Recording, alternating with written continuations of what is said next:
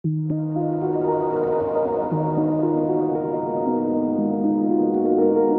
Past Midnight.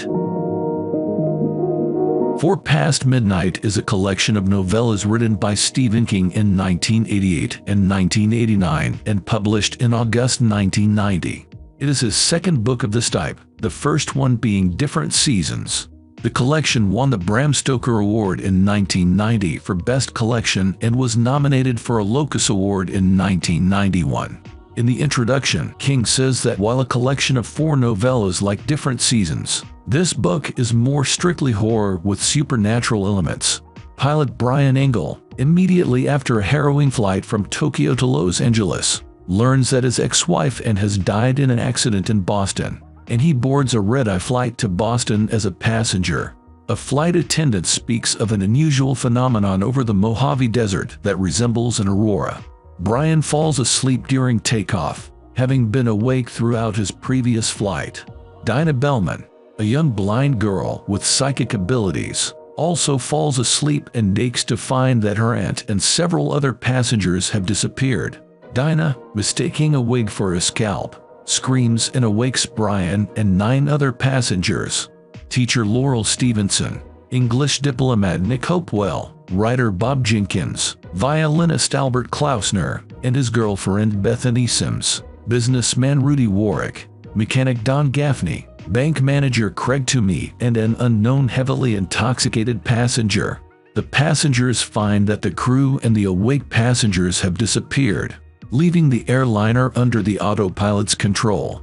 Brian takes control of the plane but cannot make any outside contact, and the passengers can only see a dark void below the plane.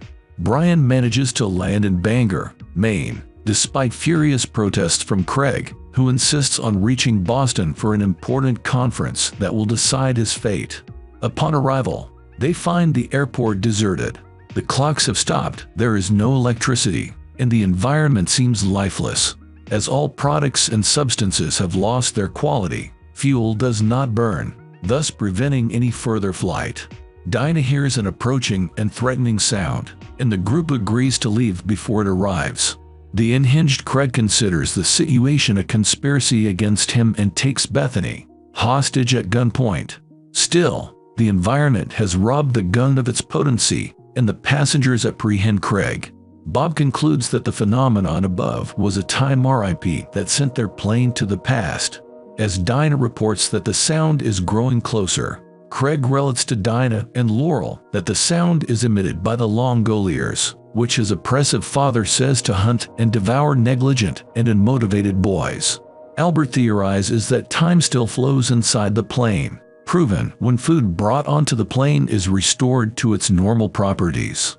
With the realization that fuel pumped into the plane will also return to normal, Brian has the plane refueled, and he manages to start the engines. Meanwhile, Craig frees himself from his bonds and stabs Dinah, perceiving her as the main Langelier. Despite this, Dinah insists that Craig must not be killed, as the group needs him alive. As Albert and Don search for a stretcher for Dinah, Craig kills Don before Albert subdues him. While being transported onto the plane, Dinah telepathically leads Craig to the runway, where he hallucinates his board meeting. The Longoliers appear as two spherical creatures, and they are distracted from the departing plane as they devour Craig and the surrounding reality. Bob proposes that the Longoliers' purpose is to clean up what is left of the past by devouring it. Dinah succumbs to her injuries, and the plane approaches the time RIP. Bob realizes that the passengers must be asleep when passing through the incision, otherwise they will disappear. Albert suggests lowering the cabin pressure to induce unconsciousness, which would require one passenger to sacrifice themselves by remaining conscious of restoring the force just before the plane passes through the RIP. Nick volunteers, wishing to atone for mistakenly shooting and killing 3 Irish children, and he asks Laurel to go to his father to request forgiveness. Nick, wearing an emergency oxygen mask, flies the plane through the RIP and disappears. Brian awakes and lands the plane in Los Angeles, but the passengers are again met with a deserted airport.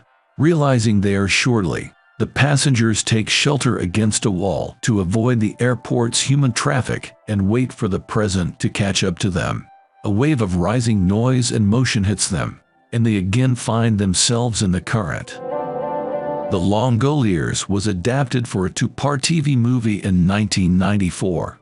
The TV movie stars Kate Maberly, Kimber Riddle, Patricia Wettig, Mark Lindsay Chapman, Frankie Faison, Baxter Harris, Dean Stockwell, David Morse, Christopher Collett, and Bronson Pinchot. The movie version of The Longoliers, produced for broadcast on ABC TV, was filmed almost exclusively in and around the Bangor International Airport in Bangor, Maine, where author Stephen King attended college during the summer of 1994. King himself, echoing Alfred Hitchcock's famous numerous cameos, made a cameo appearance in the film as Craig Toomey's boss during Toomey's hallucination. Secret Window, Secret Garden.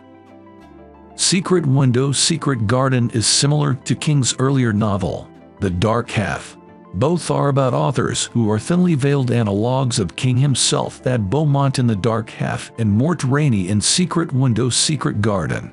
Mort Rainey is a successful novelist in Maine. One day, he is confronted by a man from Mississippi named John Shooter, who claims Mort plagiarized a story he wrote. Mort vehemently denies ever plagiarizing anything. Shooter leaves, but not before leaving his manuscript, Secret Window, Secret Garden. Mort throws the manuscript into the trash can. When Mort's housemaid recovers the manuscript thinking it belongs to Mort, he finally reads Shooter's story, discovering that it is almost identical to his short story Sowing Season. The only differences are the title, the character's name, the diction, and the ending. Mort is disturbed by these findings. The Shooter returns a few days later, having learned that Sowing Season was published 2 years before Shooter claimed to have written Secret Window, Secret Garden. Mort confronts Shooter with this information. An enraged Shooter accuses Mort of lying and demands proof, giving Mort 3 days to show him his published story.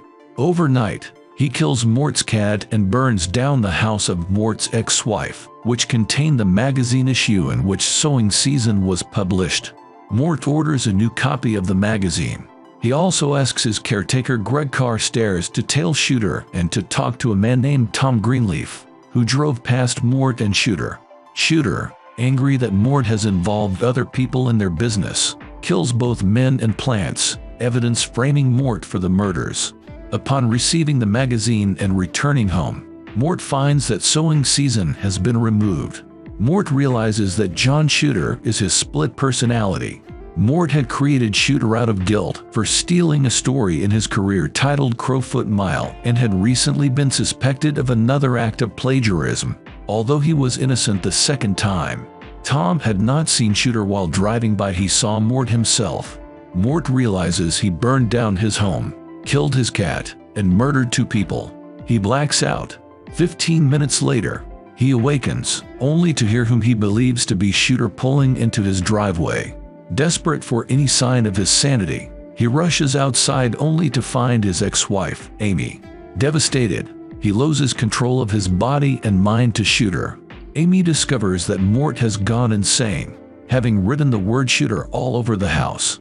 She goes to Mort's study, where Shooter attempts to kill her in an ambush. She manages to escape. Shooter, chasing Amy outside, is shot by her insurance agent. Mort becomes himself again, addresses Amy, and dies.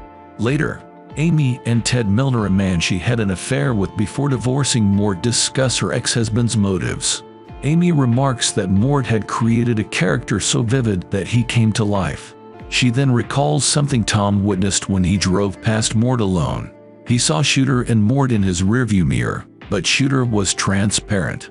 Amy then reveals that while digging through Mort's house, she found Shooter's trademark hat. She insists that Mort had become 2 people, one of them a character so vivid it became real. When she returned, she found a note from Shooter inside the overturned hat, revealing that he had traveled back to Mississippi with the story he came for, Crowfoot Mile. Amy remarks that Mort had created a character so vivid that he came to life. Adaptations. A 2004 film adaptation called Secret Window was made, starring Johnny Depp, John Turturro, Mariah Bello, and Timothy Hutton. The movie's storyline differs from the novels, most notably in their respective endings. In the movie, Mort kills his wife and her lover, while in the novel, he is killed before he has a chance. In the movie, after months, Mort grows corn in his wife's garden, where it is implied that he buried her and her lover, thus removing any proof that he murdered them. Another difference is the titles of the short stories. In the movie, Mort Rainey wrote a story called Secret Window, and John Shooter wrote Sowing Season. The story in the movie version is set in upstate New York instead of Maine. A 3-episode radio adaptation was broadcast in 2003 on BBC Radio 4 starring Henry Goodman, William Roberts, Barbara Barnes, Lee Montague, and Carrie Shale. Inspiration. King has been the subject of unfounded accusations of plagiarism. A woman claimed that King stole several of her story ideas and based characters from his books on her. All of her cases have been dismissed. In another incident, a deranged man broke into King's home and, discovered by King's wife, claimed that King stole the plot of Misery from the intruder's aunt and that he had a bomb in the showbox he was holding and was going to blow up the house. The fake bomb was made of pencils with paper clips wrapped around the erasers. Reception. Upon its release, Michael A. Morrison in Washington Post called the collection exceptionally well-crafted except Sundog, praising King's unexpected similes and his use of dreams to reveal character. Robert Chatton called it possibly King's best book and a serious, heavyweight effort, characterizing the tales as rich as well as fast, tricky, even perverse, like carnival rides that look easy from the ground but turn unexpectedly nasty and vertiginous when we're up in the air. However, Josh Rubins in Entertainment Weekly graded the anthology a C+ and considered it formulaic with enthusiasm and a contemporary setting. Rubins compared a novella The Long Gauliers to quoting characters of the novella A Stupid Disaster Movie and a Bad Television Movie. He found Secret Window, Secret Garden bearably suspenseful with a gimmicky, least convincing finale. He called The Sundog the simplest, most distinctive story and praised it as primarily a delicious black comedy. In the New York Times, Andy Solomon commented that King's mass appeal comes ironically from his cliché diction, referring to the anthology's reliance on popular culture for descriptions.